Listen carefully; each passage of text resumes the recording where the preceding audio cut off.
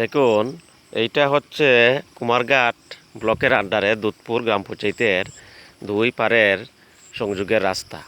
কিন্তু দীর্ঘদিন যাবৎ ওই জায়গাটা ব্রিজ ছিল, কিন্তু বৃষ্টি এই ব্রিজটা ভেঙে যায়, কিন্তু যার ফলে মানুষ দুই পারের মানুষ যাওয়া আসাতে ভীষণ কষ্ট হচ্ছে। কিন্তু সরকার, গ্রাম পঞ্চায়েত প্রধান কোনো ভূমিকা নেয়নি। অনেক কষ্ট সহায় করে মানুষ এক পাড়া থেকে অন্য পাড়ায় যাতায়াত করতেছে। বৃষ্টি হলে যে ফ্লাড আসে, এই ফ্লাড মোকাবিলা করে দুই পাড়ার অনেক ছাত্র ছাত্রী, স্কুল মাস্টার ওই জায়গা থেকে ওই জায়গায় আসা যাওয়া খুবই কষ্ট হয়।